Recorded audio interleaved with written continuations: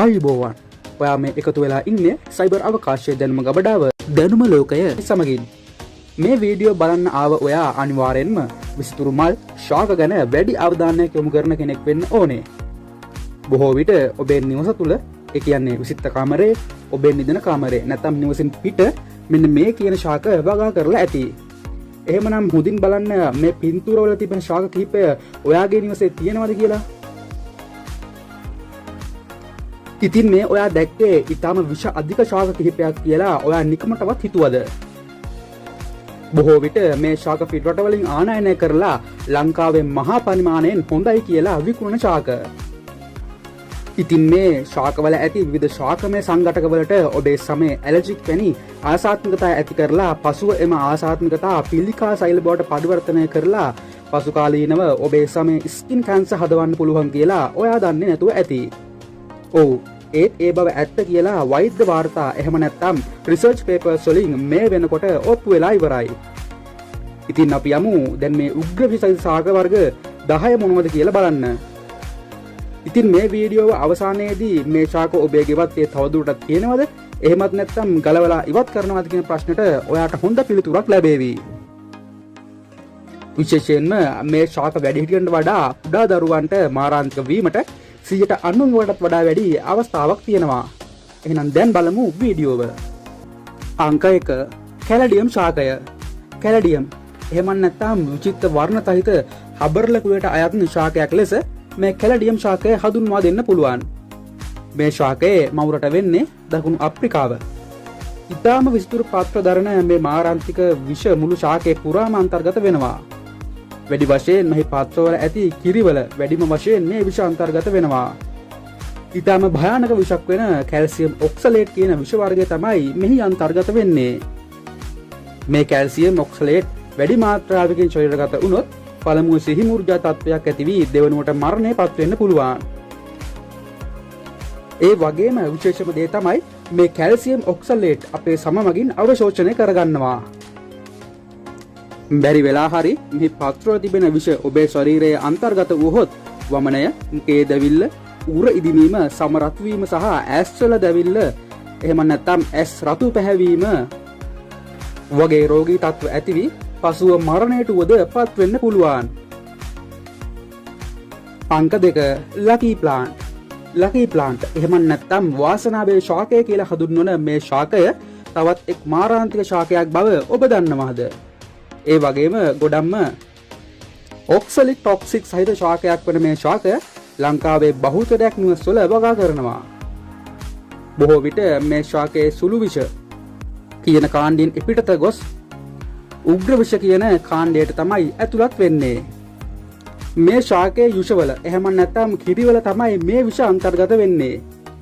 මේ විෂ ශරීරගත වීම පසු ඔබට වමනය, උදරාබාධ, ආහාර අරුචිය, ආතතිය, ලේ සමග මල පිටවීම වැනි දරුණු රෝගී තත්ත්ව ඇති වෙන්න පුළුවන්. ඒ වගේම විෂ අධිමාත්‍රාවකින් ශරීරගත වුවහොත් මරණය නම් ස්ථිරයි. අංක 3 ඒන්ජල් ට්‍රම්පට්. මේ ශාකය නම් ඔබ අනිවාර්යෙන්ම දැක තිබෙනවා. මෙහි මල් පොකුරු පහළට එල්ලා වර්ධනය වීම නිසා වෙනත් ඕනෑම ශාකයකින් මෙය වෙන් කර හඳුනා ගන්න පුළුවන්. බොහෝ විට මේ මල් ලා සුදු, ක්‍රීම් පාට සිට ලා රෝස වර්ණය දක්වා වර්ණ පරාසයක තමයි විහිදී පවතින්නේ. විශේෂයෙන්ම උද්‍යාන අලංකරණ ශාකයක් විදිහට මේ යොදා ගැනෙනවා. මෙහි විෂ ශරීරගත වීම මගින් පාචනය, මස්පිඩු වේදනාව, හිසේ අමාරුවෙන් රෝග ලක්ෂණ ද වැඩි විෂක් අන්තර්ගත වීමෙන් මරණයද ඇතිවිය හැක. මේ ශාකයේ කුල සහ ඇටවල තමයි මේ විෂ අධිකවම අන්තර්ගත වෙන්නේ. ඉතින් වීඩියෝව අතරමඟදී පුංචි මතක් කිරීමක් තියෙනවා. ඔයාටත් අවශ්‍යයි නම් මේ වගේ එදිනදා ජීවිතයට බොහෝසෙන් වැදගත් වෙන ඒත් ඔබ කිසිසේත්ම නොදැන සිටි අනිවාර්යෙන් දැනුවත් විය යුතු මෙවැනි වැදගත් සහ අධ්‍යාපනික වටිනාකමක් සහිත වීඩියෝ නැරඹීමට ඔයාට මෙන්න මේ වීඩියෝ එකේ පේන පරිදි දැන්ම අපේ දැනුම ලෝකය නාලිකාව සබ්ස්ක්‍රයිබ් කරලා ඊට එහා පැත්තේ තියෙන බෙල් අයිකන් එක ඕල් දාලා තියාගන්න අමතක කරන්න එපා. හරි, අපි දැන් යමු වීඩියෝවේ ඊතුරු කොටසට. අංක 4 කනේරු හෙවත් ඔලියන්ඩර්. කනේරු කොච්චර විෂ වුණත් එහි පිපෙන අතිශය පියකරු මල් නිසා ගොඩක් නිවෙස්වල මේ වගා කරලා තියෙනවා අපිට දැක ගන්න පුළුවන්. විශේෂම දේ වෙන්නේ අපි එදිනදා දකින සහ අපට හුරු කණිවුරු ශාකයෙන් වෙන් වී එහි ප්‍රභේද ලෙස මේ දැන් වෙළඳ පොලේ විකිණීමට තිබෙනවා. එහෙත් මේ කණිවුරු ශාකයේ මුලේ සිට අවසාන දල්ව දක්වාම අතිශය විසහිතයි. බැරි වෙලාවත් මේ කණිවුරු ශරීරගත වූහොත් වතුර හෝ කිරි වීදුරු දෙකක් තුනක් අතර ප්‍රමාණයක් රෝගියාට පානය කිරීමට සලස්වා විනාඩි 45ක් වගේ කාලයක් තුල ඔහුව ළඟම රෝහලට ඇතුළත් කරන්න. මේ කණිවුරු ශරීරගත වූහොත් රුධිර පීඩනය අඩුවීම, මේ නිසා හෘද ස්පන්දනය අඩුවීම, උදරාබාධ, ආහාර අරුචිය සහ ලේ සමග වමනය යාම මෙන්ම උත්සන්න අවස්ථාවකදී වේදනාකාරී මරණය වුවත් ඇති වෙන්න නම් පුළුවන්. අංක 5 ඩම් කේන් ශාකය. මේ ශාකය නිවෙස්වල වගා කිරීමට සුදුසු ශාකයක් වුණත් ඊටාම විස අධික ශාකයක් තමයි මේ ඩම් කේන් කියලා කියන්නේ. මේ පිළිබඳව අධ්‍යයනය කරපු වෛද්‍යවරුන් තමයි මෙහි ඔක්සලික් ඇසිඩ් නම් මාරාන්තික විස සංයෝගය ඇතුළත් වෙන බව සොයාගත්තේ. මේ විස කෙතරම් විෂද කිව්වොත් කෙලින්ම සමය පිළිකා සහ වැඩි මාත්‍රාවකින් ශරීරගත වුවහොත් මරණය ඇති වෙනවා.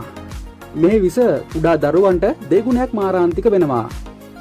ඩම්කේන් ශරීරගත වුවහොත් ඔබේ සම ඉහිත කී ඔක්සලික් ඇසිඩ් නිසා දැවිල්ල සහිත පිළිස්සීමකට ලක් වෙනවා.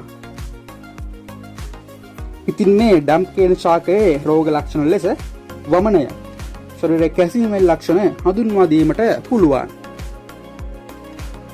අංක 6 මනි ප්ලාන්ට්. මනි ප්ලාන්ට් යනු වාස් විද්‍යාවට අනුව එහෙම නැත්නම් ෆෙන්ෂුයි වලට අනුව වාසනාවන්ත ශාකයක් ලෙස සැලකුවත් වෛද්‍ය විද්‍යාවට අනුව මෙහි විෂ මාරාන්තික වෙනවා. මේ ශාකය පිලියන්ඩර් ශාකයට සමීප නැකමක් දක්වනවා. ශරීරගත වූහොත් තොල් සහ උදරයේ ඉදිවීම බලා ගන්න පුළුවන්. පැයක් වැනි කෙටි කාලයක් තුල රෝගියාව රෝගහලගත නොකරහොත් මරණයට වුවද පත් වෙන්න පුළුවන්. එහෙත් එම කාලය තුල රෝගියාව රෝහල්ගත කළ හැකි නම් ප්‍රතිවිෂ මගින් හෝ ඇන්ටිබැක්ටර් මගින් රෝගියාව නැවතත් යථා තත්ත්වයට පත් කළ හැකියි. මෙහිද විෂ වන්නේ ශාකයේ යුෂ එහෙම නැත්නම් කිරි තමයි. අංක 7 නියගලා. මොනවා නියගල වුණද ලස්සනට? ඔව්. බොහෝමයක් ගෙවල් වල එසේ නොවුනත් ඇතැම් ගෙවල් වල මේ ශාකය හෝ මෙහි ප්‍රභේද වගා කරනවා අත්දැකීමෙන් අපි දන්නවා. මේ ශාකයේ මුලේ සිට මල දක්වාම අධික විෂක් පැතිරලා තිබෙනවා. ඕනෑම නියගලා කුලයේ ශාකයකට මේ විෂ සමාන වෙනවා. ජලය සහිත ස්ථානවල නම් මේ ශාකය වගා කරන්න එපා. ඒ වගේම උලංකීරි අලය සහ මේ නියගලා අලය එක සමාන බව ඔබ දන්නවාද? මේ නියගලා විෂ ශරීරගත වුවහොත් මරණය අත්වන අතර මරණයට පෙර බල රිදීම, හිස කැක්කුම, හෘද දුර්වල වීම සහ මල සමග ලේ පිටවීම හෝ ලේ සමග වමනය පිටවීම බලා ගන්න පුළුවන්. අංක 8 එඬරු ශාකය. බොහෝ විට මේ ශාකය යොදාගෙන එන්නේ වැට මායිම් ආදියේ සිටුවීමටයි. එඬරු ශාකයේ ප්‍රභේද දෙකක් තිබෙනවා. ඒ තමයි බේත් එඬරු හා තෙල් එඬරු යන්නයි. ඖෂධීය ගුණයක් තිබුණත් උඩා දරුවන් සිටින නිවස්වල මේ ශාකය වැඩිම ඉතාම භයානකයි. මේ එඬරු වැටවල අඩංගු වන රයිසින් නම් විෂ ශරීරගත වීම මගින් උස්ම ගැනීමේ අපහසුතාව ඇති වෙන්න පුළුවන්. අංක 9 කඳුරු. අපි අවසානයේට කියන්න යන ගස් දෙක ගෙවතු අලංකරණයට ඍජුවම යොදා නොගැනුණත් අනිවාර්යයෙන්ම ඉඩමක මේ ශාක බොහෝ දුරට තිබෙනවා. කඳුරු කියන්නේත් ඒ වගේම ශාකයක්.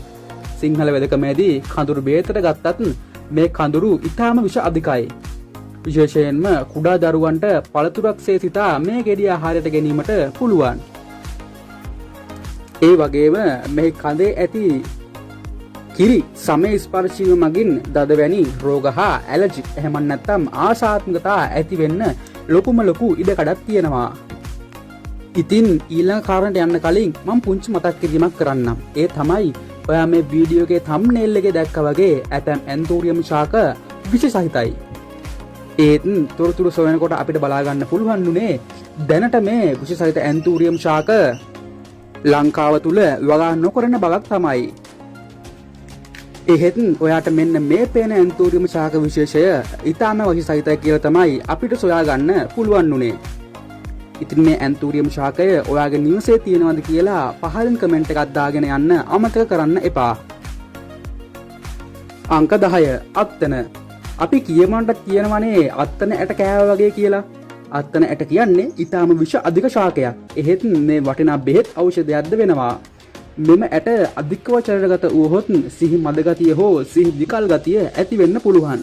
එලෙස ඇතිවීමට මෙම ඇට ඇතුලේ ඇති රසායනික සංයෝගය වෙන සීට්‍රික් වැනිසා ඩුසින් වැනි රසායනිකය බලපානවා. ඉතින් අද අපි කියපු ගස් වලින් කීයක් ඔබේ නිවසේ තියෙනවද කියලා පහලින් කමෙන්ට් එකක් දාගෙන යන්න අමතක කරන්න එපා. ඔන්න අද වීඩියෝවේ අවසානයට අපි ළඟා වුණා. ඉතින් අද වීඩියෝව ගැන ඔයා මොකද හිතන්නේ? අලුත් දෙයක් ජීවිතයට එකතු කරගන්න ඔයාට පුළුවන් වුණාද? ඉතින් ඔයාගේ ජීවිතයට අලුත් වැදගත් සහ වටිනා නිවැරදි තොරතුරු සමීප කරන එක තමයි දැනුම TV අපේ උත්සාහය. එහෙනම් මේ වගේ subscribe කරලා දැන්ම එකතු වෙන්න. අදට ගිහින් එන්නම් හැමෝටම ජය වේවා.